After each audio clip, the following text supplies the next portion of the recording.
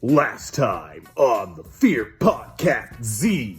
Today we're finally doing the episode that we fabled 2 episodes ago that we've had planned for a long time and pushed back twice.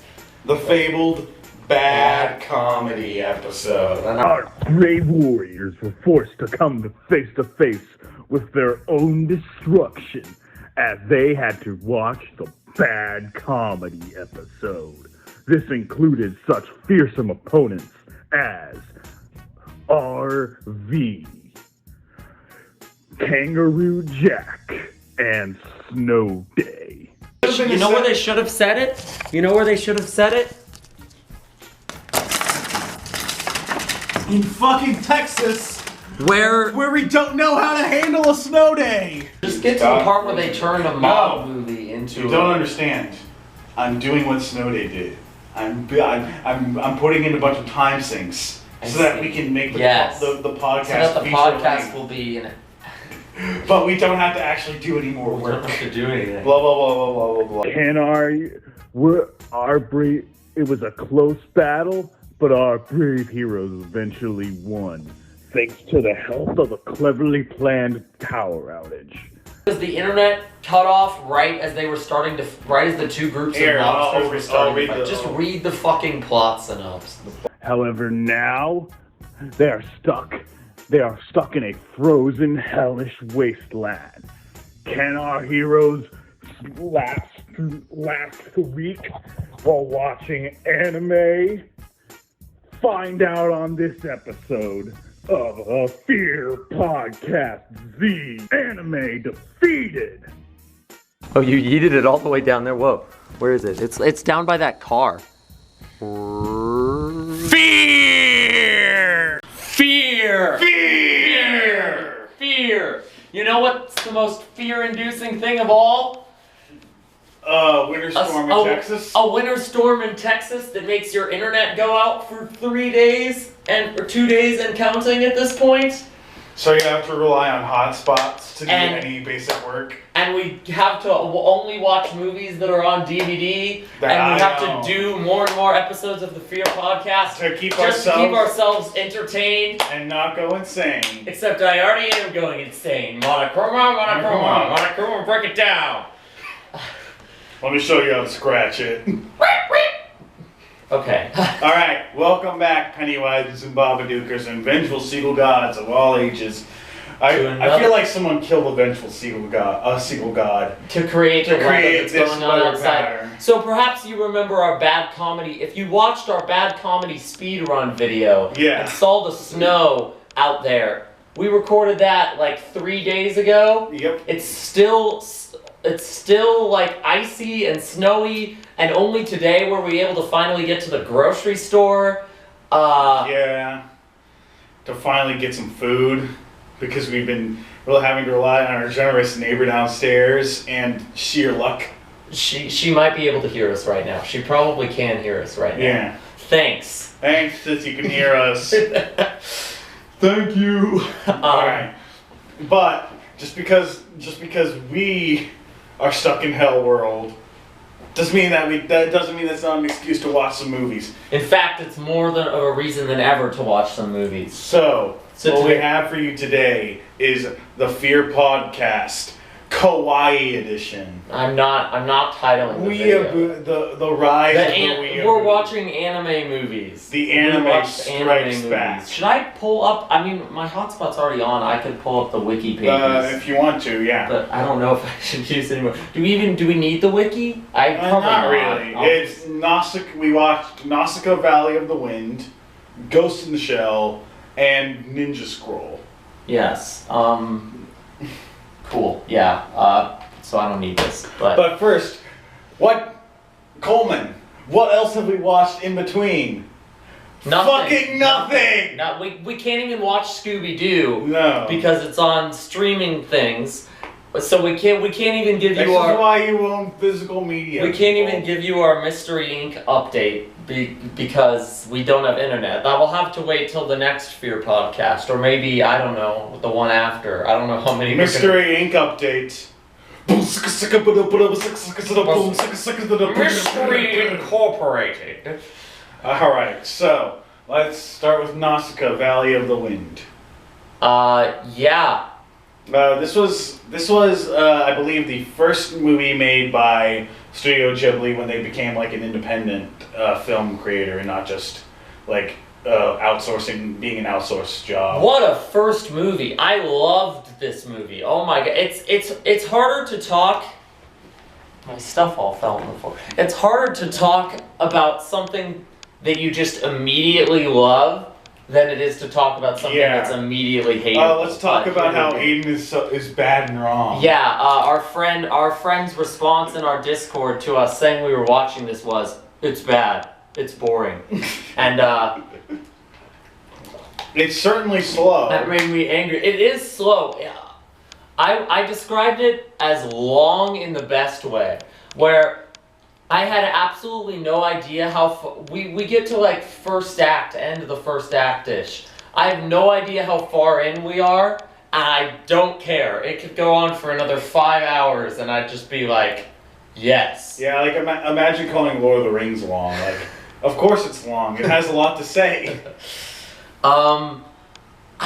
Something about Nausicaa just immediately sucks me in. This is the first time I've ever seen it, but it's definitely in like my top 10 list of movies now. Just something about the world of it immediately sucks me in. This like...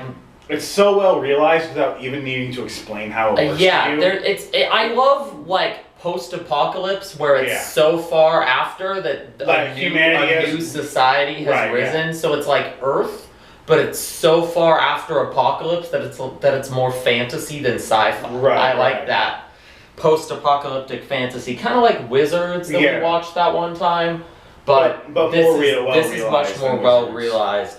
It just like just the music is so like mysterious and like ethereal. Ethereal, yeah, is a good word to describe it. It just draws you in. Like, so we start out on like a shot of this like ruined city, and this guy's looking through it, and it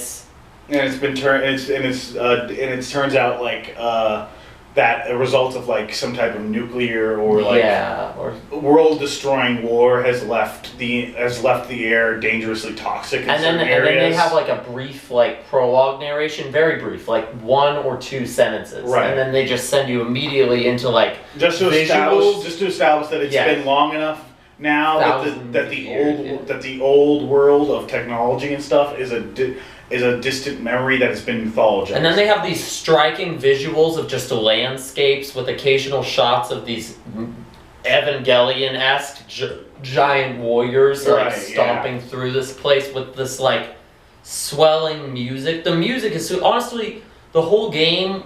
That's what I was gonna get to. The movie feels like a great RPG. Yeah. Like a great RPG, like a great modern RPG. Like, if this movie wasn't made in 1983 or 4, it probably would have been turned into some like. And then it would have been turned into a mediocre isekai anime. Because it's just it's so kind of ahead of its time for that. Like it feels like it has to have inspired like Xenoblade and I have to some other like great RPGs. Like I cannot like. This feels very Zelda also. Yeah. Zelda inspired. And then you have the main character who's just like, if no post-apocalyptic world, there's no post-apocalyptic fantasy world I've ever wanted to live in as much as it. You know, people ask that question of like, if you could live in any fantasy world, what would you choose? And I never have an answer for that. Now I think I have an answer for that question because I don't have an answer for that because most of the fantasy worlds that I'm interested in are like horrible hellholes. Yeah, well that's the thing is even though this world should be a horrible hellhole, there's literally a toxic jungle that is like spreading and eventually kind of infecting everyone, even people who live in like clean areas. Right. But you know, if I had to live in like any of those worlds, there's just something so beautiful about the Nausicaa world. Even when they're in dangerous places, like the spore-filled forest that the main girl goes to in the first 10 minutes. Like even she says, like it's amazing that something so beautiful can be so dangerous. And that's what I was gonna say. I love the main character as well. Like Talk about a cool, badass female character that isn't relying on sexual appeal or warrior appeal. And they don't make her like this, and they don't do like the naive girl learns the cruelty of the world storyline. It's more like if anything, I feel like a character calls her naive at some point, but you never get the impression that she's naive. She's always right. If anything, it's a call for naivety because it's her belief that I'm going to steal because it's her strong belief that that there is a solution without violence that saves the day. Mm-hmm. This is a very anti-war, anti-violence, industrialized movie. The main character, Nausicaa, lives in the Valley of the Wind. That's Nausicaa, the Valley of the Wind is the title. And she lives with these this peace-loving community in this tranquil valley. Right. This beautiful tranquil valley that is protected from the forest, kind of. Yeah. Some of its lingering effects are still coming through, and that's part of her motivation is she wants to find a cure for her father, who's suffering from some of the lingering effects. Yeah. And I love every time she runs out and gets on. She has this glider that she got beautifully. So just watching her glide around. I could just watch her glide through this. Can you believe this happened? Can you believe this movie came out 2 years after Heavy Metal? Similar. Stop. It's time to stop. They both have similar, the last short in Heavy Metal, both have similar post-apocalypse fantasy worlds. Okay, but the one in Heavy Metal is so fucking lame. That feature heavy uses of flying, but it's night and day between the two. Yeah, it really is. Nausicaa's one of those close to perfect movies for me. Even though it is long and it takes its time showing locations and stuff, I was just completely you get brain zone sucked into this universe. I haven't been so sucked into a movie. You get a really strong idea about the different places in this world, the people who inhabit it, and how their relationship to their environment and the toxic spores shapes their worldview. Yeah, because the main characters kind of get caught up in this war. And I think a good analogy of this is the way that the other characters use fire. Nausicaa grows up in the Valley of the Wind, and fire is used as a tool to destroy to destroy a forest to save a village. Mm-hmm. They'll burn down a tree to save a forest, they'll burn down a forest to save the village. Yeah. Whereas the main villains, if you even want to call them that, because they're antagonists, they're antagonists, but they're not treated completely villainous. The Pedgites and the Tolmekians are both desperate countries in this desperate world trying to figure out what they can do to they believe burning down the toxic jungle will save them. Yeah. When the main character makes it obvious that that won't.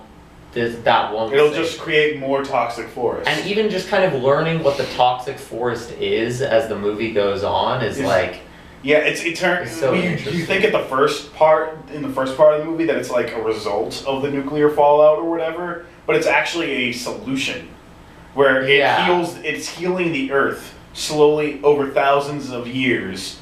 But at the same time also but the result is that it slowly kills the humans in the direct vicinity. Mm-hmm.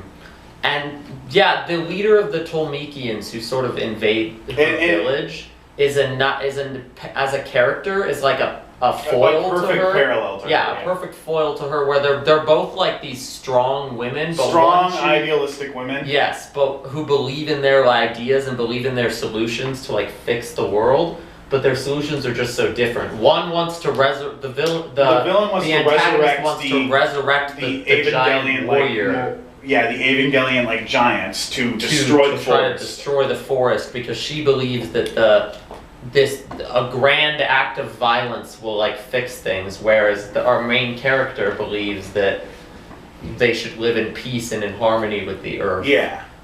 And they need. And it's easy to understand the antagonist's perspective because the Earth is literally killing them. So there's a lot of discussions of like, well, how are we supposed to live on this planet when the planet is literally... There's a great scene where this guy like shows the villain lady his hand and it's got some bumps because he's contracted some of the toxic forest disease, and she's like, how can you think how can you think the forest is the solution when the forest is literally killing you? It's really beautiful in the way that like it doesn't.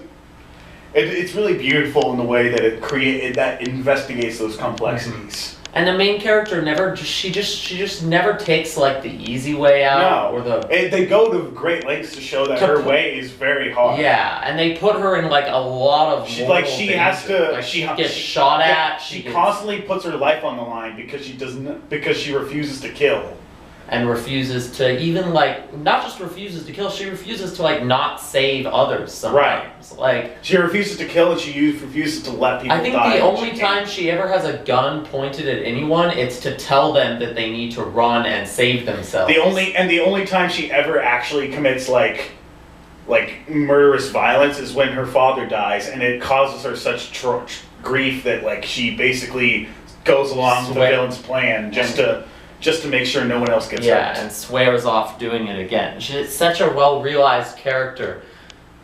We watched the like dub of this, which is pretty good too. Yeah, it's got a lot of celebrity voice casting, Stewart. but pretty much all of them are bringing their A game. Yeah, even Shia LaBeouf, I would argue, was bringing his A game. It's too bad. It's just that his A game is not as good as everybody else's. His A game is like Patrick Stewart and Mark Hamill's C game. Yeah.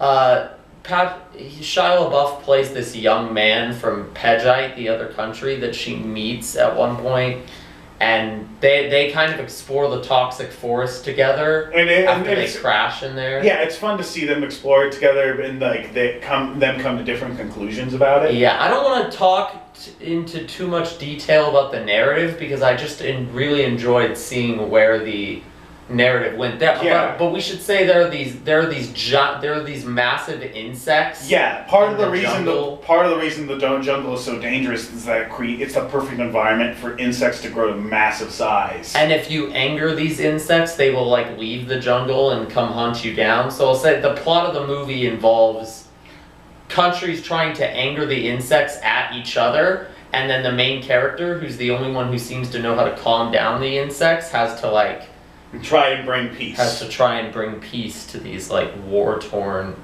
groups. Right. And it's never easy. The quest is always difficult. It's always kept engaging because each time you think you're finally at a solution, a new problem emerges that is like exponentially worse than the last one. But really, I can't get over like how this would make such a great game. Absolutely. Just like flying around on the glider. Right. I'm honestly a little surprised that they haven't made a Nausicaa Valley of the Wind game. Yeah. But it would also be like, unless they literally took the scenes from the movie and put them in the game, like the game would not be as beautiful and like surreal. But like they could definitely do that. But they could definitely like make a great game. Yeah. Especially now with the technology that we have. Mm-hmm. If it had been made into a game when it came out, it would have been like an 8-bit. Like, it would probably have to be like an 8-bit RPG. Yeah, it would not have been. It would have been like was Dragon Quest even out at that time? I don't know. I think. Hang on. I think Nausicaa was 83 or 85. So it was either the same year as the first Dragon Quest, or a year before, or like 2 years before. Yeah. And Patrick Stewart's character is really, he's like this swordsman, Lord Yupa, and Mark Hamill plays a smaller role. In 1984. Okay, so it was like, I think it was 1 year before the first Dragon Quest. There's a lot of big actors in this. The lead actress, as far as I know, is not, her voice is just so natural. Like, I could watch the original Japanese version of this movie, and I probably will someday.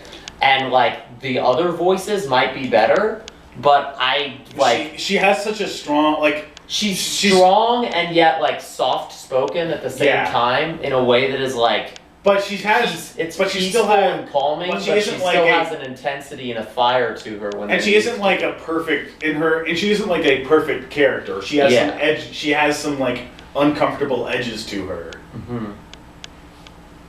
It makes her feel more human. Yeah, she feels very human, and when sometimes the other characters can feel like they're losing their humanity over. That's where I feel like it is like this world forces these other characters to kind of lose their humanity, but hers and become always, more like machines. Yeah, but hers is always so compassionate. Yes, it's real. Like yeah, she's as captivating of a character. I love it as much for the captivating world as I do for her. Like she's as captivating of a character. She makes to you focus want on as the world. Yeah, she makes you want to explore the world with her through her perspective. Right, see things through her eyes.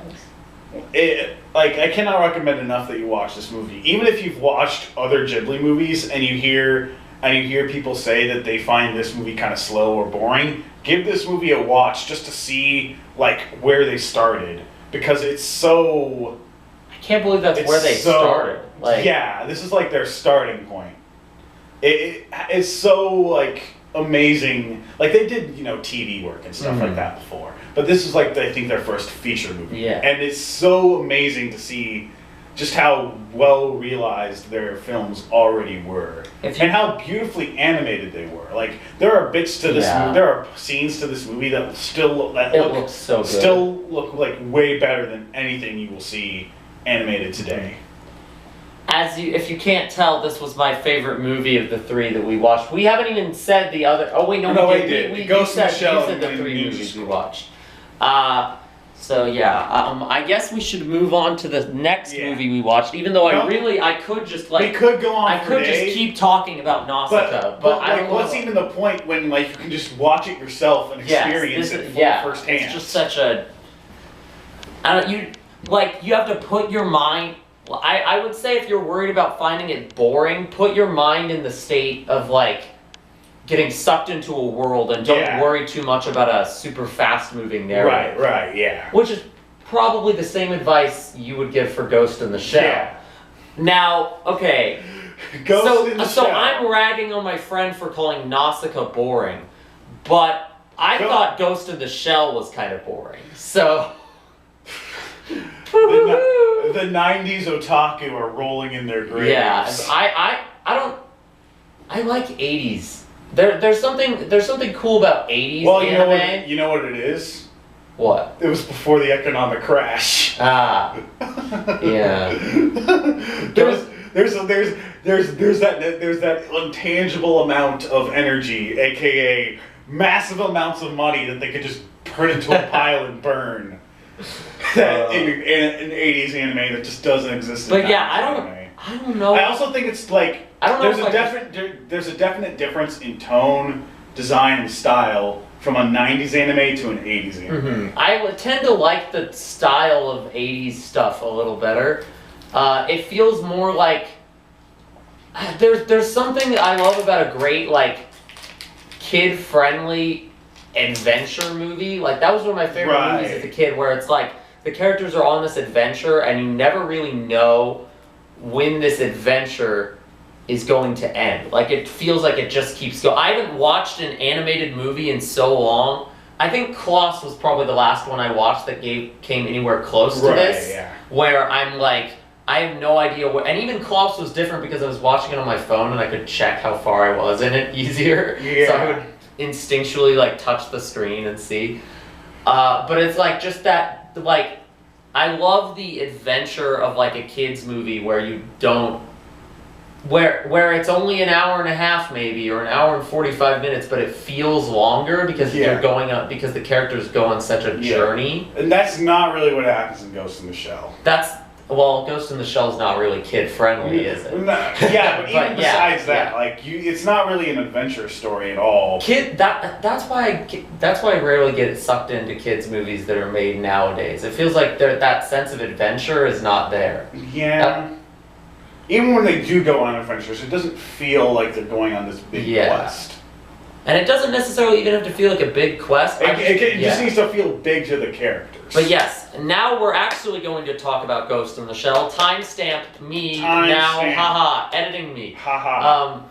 Ghost in the Shell it's a very interesting watch, especially in the year 2021, because all of its strengths and weaknesses are like perfectly preserved. Yeah, I don't like. As much as I do like Ghost in the Shell, and I do think it's still a great movie, or a great experience, I do not think it has aged well as a movie. I don't. If you're gonna, I don't think the world is it's well realized, but it's not as completely well realized as Nausicaa's. Yeah, but I feel like that's.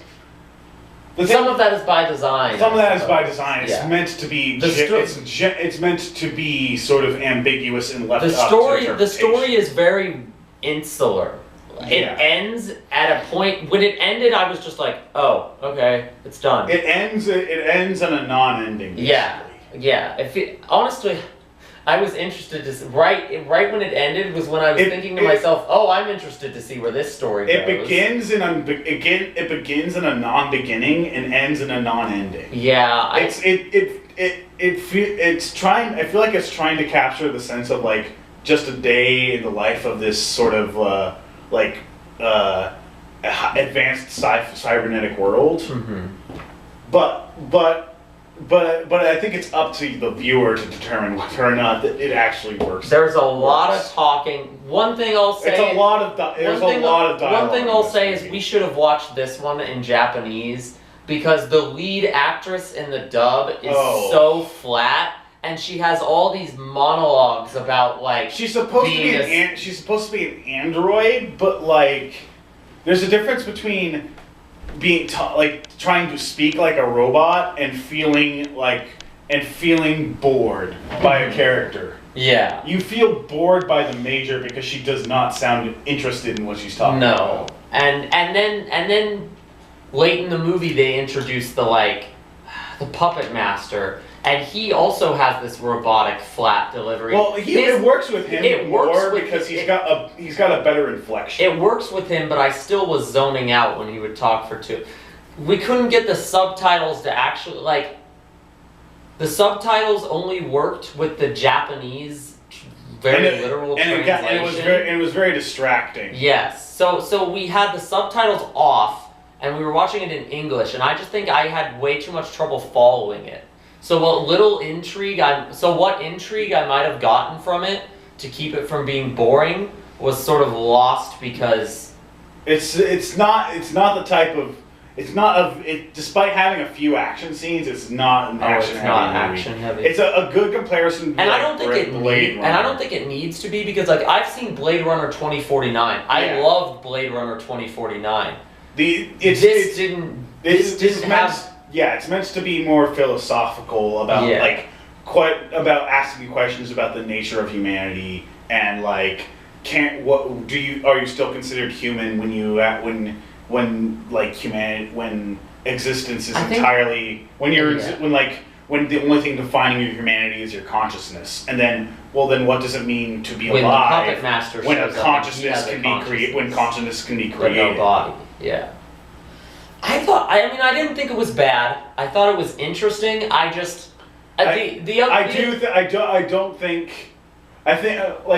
it's been enough years that I think it might be a good idea to read the manga because I think one I think a lot of dialogue, and two I think philosophical quandaries are handled better in the written form than they are in the digital form. I also at least as far as this. I also think some of it is that it's I've seen other things. Yeah, that's another problem with Ghost in the Shell. But is that its appeal is super watered down because everything after Ghost in the Shell was trying to be like Ghost in the Shell. But even taking all those things aside, there are just certain things I don't like about this as much as Nausicaa. This movie has two longer sequences, one at the opening and one just kind of in the middle, where they play this. I don't even know how to. It's like this very in-your-face atmosphere song, that honestly just irritated me because of how like extreme the vocals were. Yeah. And the visuals accompanying them are the most like mundane, like the weirdly mundane. Yes, it's meant to be like world establishing shots, atmosphere. Nausicaa does the same kind of thing, and that's why I'm bringing this up because I can make a comparison here. Nausicaa does the same kind of thing all the time throughout the movie, and I was 10 times more into that than I was, and some of that is personal preference. If you're way more of a sci-fi nerd, or like but I think another thing of it is that like the world of Nausicaa is something like, while it is very reminiscent of stuff of modern stuff, it's a world that you've never seen before. Whereas Ghost in the Shell is any semi-realistic modern cyberpunk sci-fi. Even at the time when it came out, you could have seen worlds like that in Blade Runner, right? Yeah, no, like it was clearly heavily influenced by Blade Runner, if nothing else. Yeah. So it's just kind of this thing of like, okay, these long like atmosphere setting bits are doing nothing for me, and in Nausicaa they were doing everything for me. Yeah. And then the story, there's some cool parts. There are some good visuals. There are some good parts. I like the way they do invisibility armor suits in this. It's like the only time I've ever seen invisibility done well that isn't just completely non-drawn or just looks like crap. And I do, even though I was having trouble following it, I like the mystery of what's going on with this puppet master character. And how he relates to like Sector 9 or whatever. Yeah, and the Major and all of these like characters. And then I like the conclusion as well. I just kind of wish wasn't how it ended. Yeah, like I wish that was like the start of the third act. I think they explore. Actually, I can't say that for certain because Ghost in the Shell has become this weird sort of mega franchise. Even though I think there was only ever one manga made and then a movie made about that manga, but like sorry, we're back. A dinosaur story. We went on a little tangent about like the Ghost other in the Shell spin-off media. Yeah. Which for me is just a thing of like I didn't even like the original movie that much, so I don't see any way in which any of these spin-offs would not feel like a dilution. You're not gonna find yourself engaged by the Joker Funny Man one. We live in a society. We ghosts live in a shell. God. Oh, God. We're gonna be watching the Snyder Cut at some point after a few more of the. We got all these like snow trapped inside episodes that I'm gonna have to edit and upload, and then we'll watch the Snyder Cut. It might be out by the time I upload this. I can't wait to die. 4 hours. I love it. I love it so much. But anyway, Ghost in the Shell. I was gonna move on to the next movie, and then he was like, "Well, I feel like we still have some things to say." And you're probably right. Let's just wrap it up like on Ghost. I just don't have anything else to say about it because I just. Well, yeah, I feel like. But what do you have? I don't know. Just like it's. I'm not going to say it has not aged. I do think it has aged, and not necessarily in great ways. It's very dialogue heavy and very, like it both seems to take itself too seriously in its sort of theming and stuff, but also doesn't seem to trust the audience to intuit a lot of this information, so it has to spend time explaining it to you. Yeah, I think that's a good. Because like Nausicaa would just kind of show things to you. But I do think that, and this might be a little bit of my inner anime gatekeeper showing, but I feel like every anime fan is obliged to watch Ghost in the Shell at least one point in their life. That's fine. I mean, if nothing else, to see if it's for them. Yeah, to see just what the appeal is. What the appeal is. And I mean, like... And that's certainly something I cannot say about Ninja Scroll. Ninja. The other we started this movie and you're like... I feel like if you were kind of ho-hum about Ghost in the Shell, I feel like you're gonna like Ninja Scroll. And I mean, I liked parts of it. I liked the parts that felt like JoJo parts 1 through 3. Okay, so I feel like, should we get the elephant out of the room now? This is basically just JoJo's Bizarre Adventure. Yeah, this is like a weird, part 0 is again. It has the vibes of part 1 and part 2, where like it's stand parts. Yeah, where it's like enemies don't have supernatural powers. Everybody's more or less realistically dressed. Mm-hmm. Nobody looks like a weird. It takes itself a little more seriously. Yeah, it's a little more like gothic. But if you think like, well, except it has elements of part 3 because the characters do definitely have supernatural powers. Like some of them feel like Hammond, and some of them feel like some of them definitely stands. feel like they could only be stands. Yeah, like the Shadow one or the Beehive. Sting. There's one guy that has like a beehive on his back that like lets out bees, and I just turned to him and I'm like, the stand's name, Sting. Oh boy. But like, JoJo's a good comparison because one thing that I don't think people give enough JoJo credit for JoJo's for is that no matter how ridiculous it gets or how weird they're dressed, like it takes itself.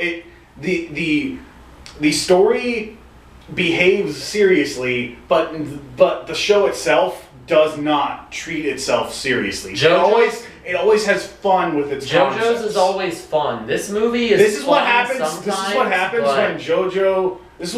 when a JoJo story takes itself. I thought I just turned it off. I don't know why I would have done that. No, I don't know what that beeping was. But this is what happens when a JoJo story takes itself too seriously. Yeah. There is no comedy. There's none of that weird manic energy that defines JoJo. There's none of that.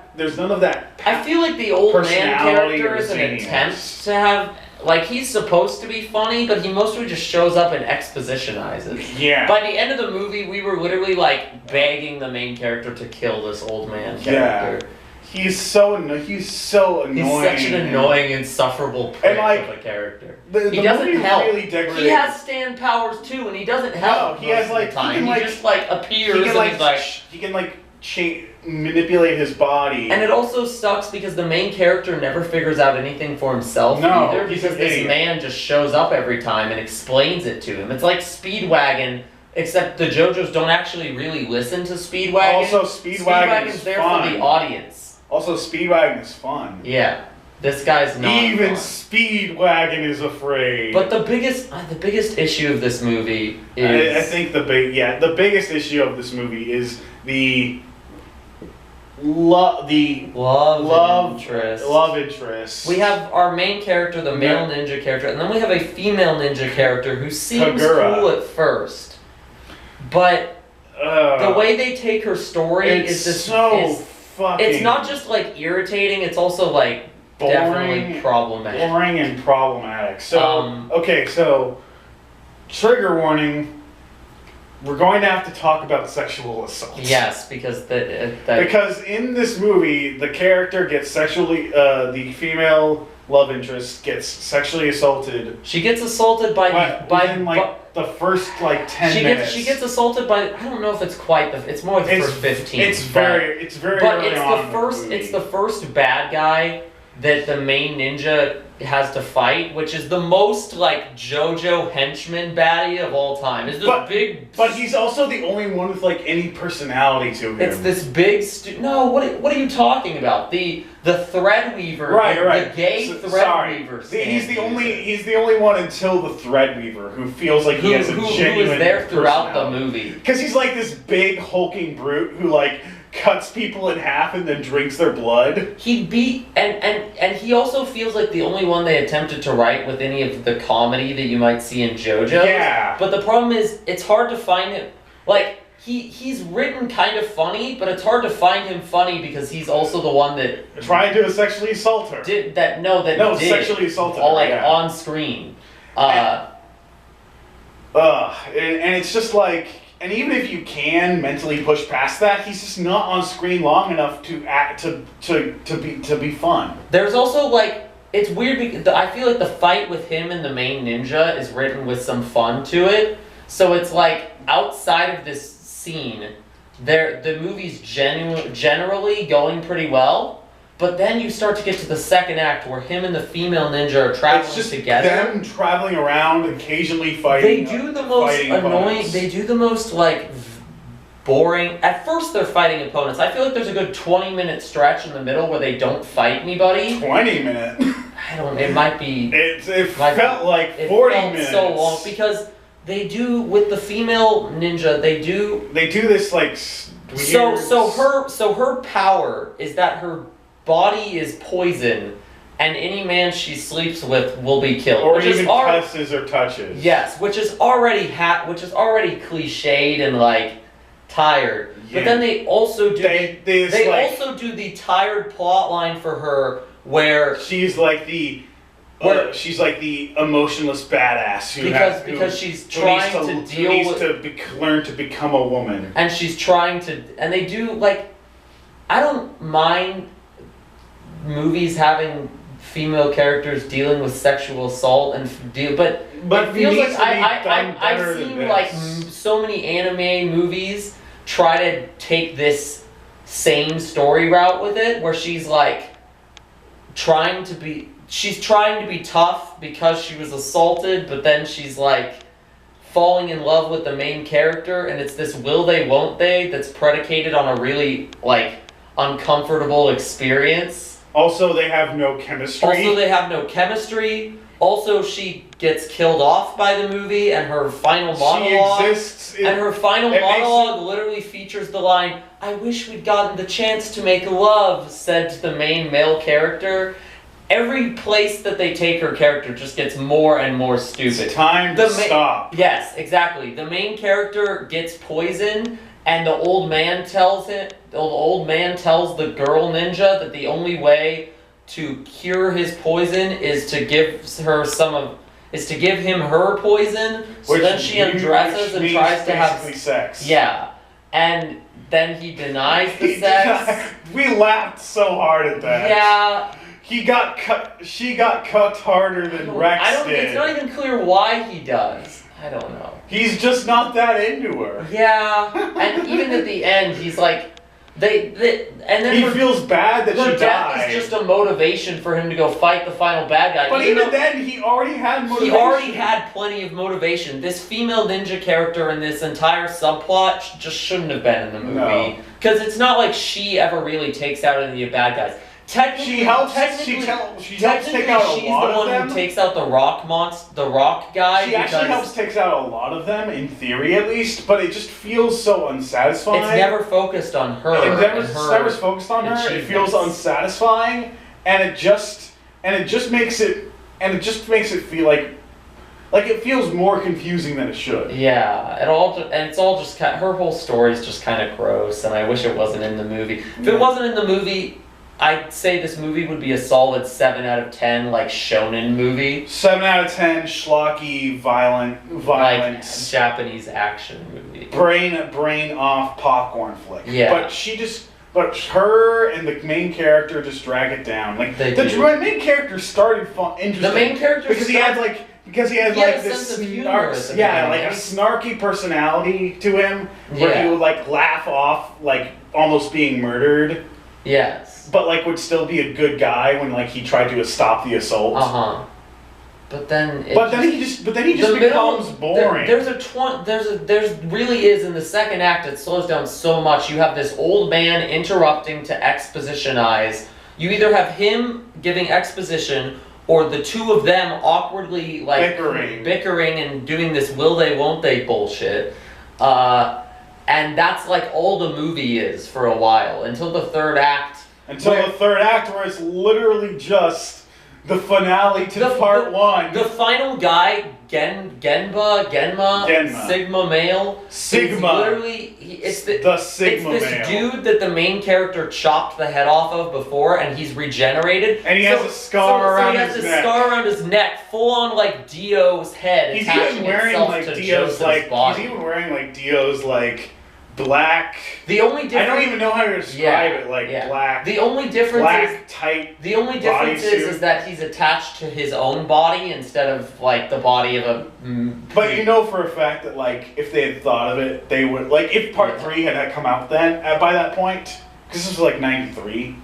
I think 91. They also, the final battle between the two of them also literally takes place at the bottom of a burning ship. Yes. Just like the end of JoJo's program. And the end of the movie ends with the main villain defeated by trapping them in an infinite prison while the ship sinks. Also, he gets like covered in gold, so he can't regenerate. So it's literally also somehow it's also the eventually cars stopped thinking moment from Part 2. He literally said while he was falling, eventually Genma stopped thinking. Yeah, like it's a weird immortal force curses his own immortality. Yeah. The whole movie is like a weird hybrid of elements from parts 1, 2, and 3. Except it has the one thing that JoJo's never has, because JoJo's has like no female characters. No female characters to ruin. But when you watch Ninja Scroll, you're like, good. I'm glad JoJo's has no female characters to turn into whatever this is. I'm glad Araki decides to fill it with beautiful men who in homoerotic implied scenarios rather than adding female love interests just to assure us that they have the not gays. Yeah.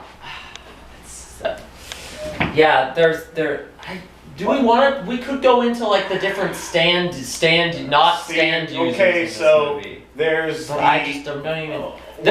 We might as well because otherwise this Fear podcast episode will be even shorter than the last one. So there's the Rock Man. First there's the Rock Man who uses the power of Hamon to harden his body to the power of to the state of Harak.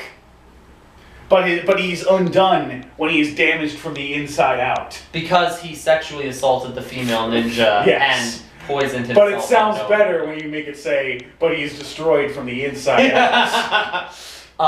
Then there's, I guess, the Bomb Lady. Bomb Lady is the absolute worst. Okay, so she keeps showing up throughout the movie. She's very horny for the gay Threadweaver. Yeah.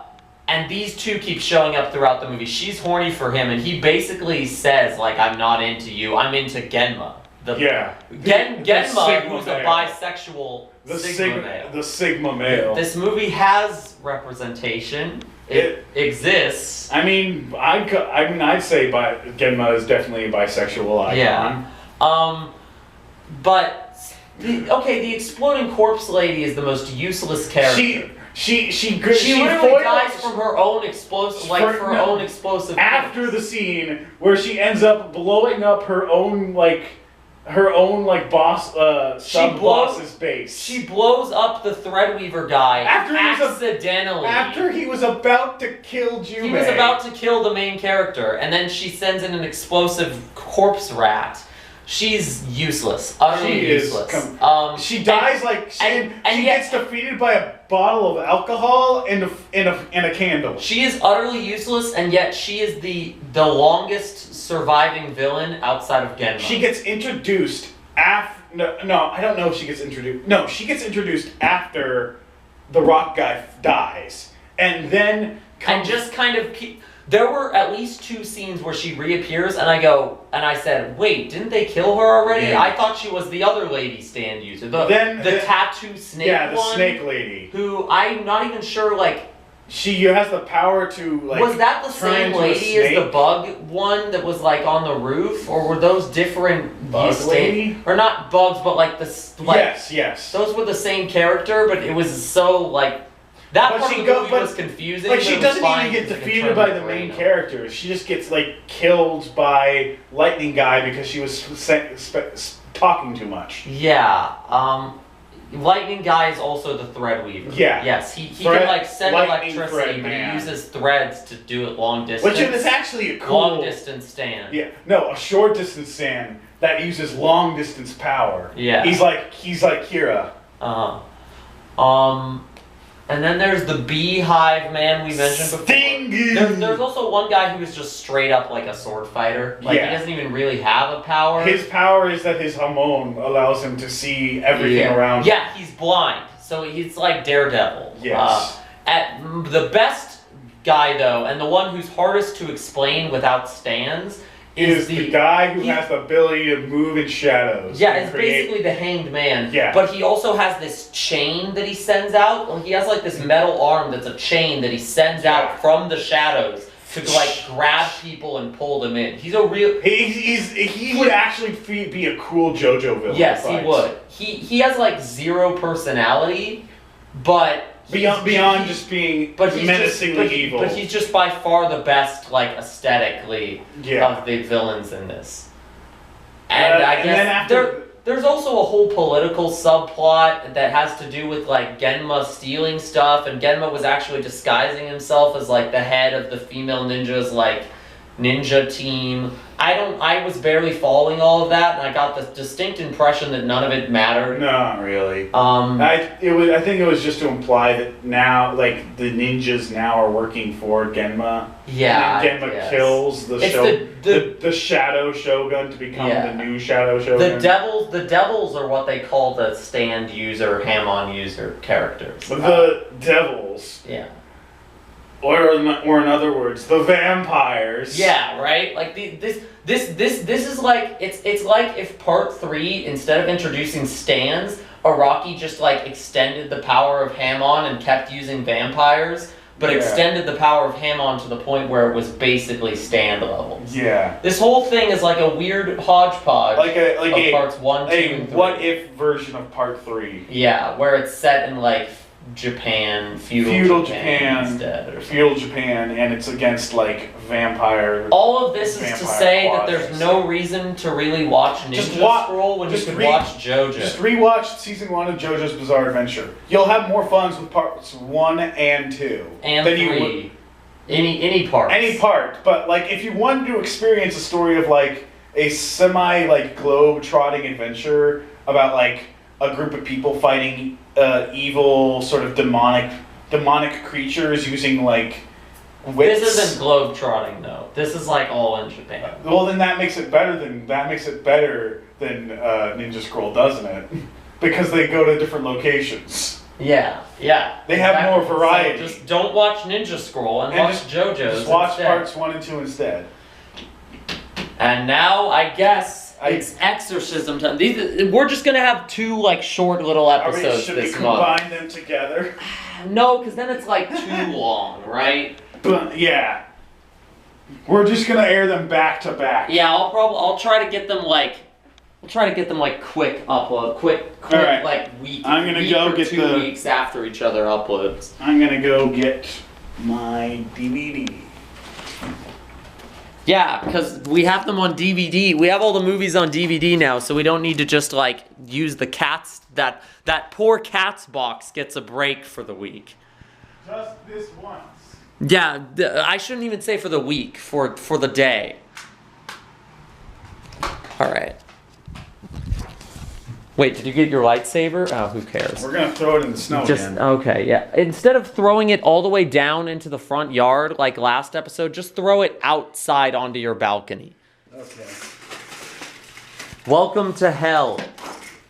Snow hell. Winter hell. Remember when this was going on? If it's not over by the time I upload this, then we've literally entered a new ice age. Dawn of Desmond. Ninja Scroll. What the fuck? Okay. You unspeakable pile of nothingness. You wasted an hour and 30 minutes of our time that we could have spent watching JoJo's if the internet was not down. Or Scooby-Doo. Or anything else, really. You unleashed this frozen hell upon us. Now you will pay for your crimes against the state of Texas. And the world. What do you have to say for yourself before I cast you down into the frozen pits of hell where you belong? Ninja scroll is a Bottom text. bottom text. Avast! Nice. Perfectly underwhelming. Fear! Next time on the Fear Podcast Z, our brave warriors have finally managed to best the frozen winters of Texas. However, now they face a new threat in the form of washing up on the beach of a mysterious island. Can our brave heroes return back to civilization, or will they forever be lost in the world beyond the beyond? Find out next time on the Fear Podcast Z.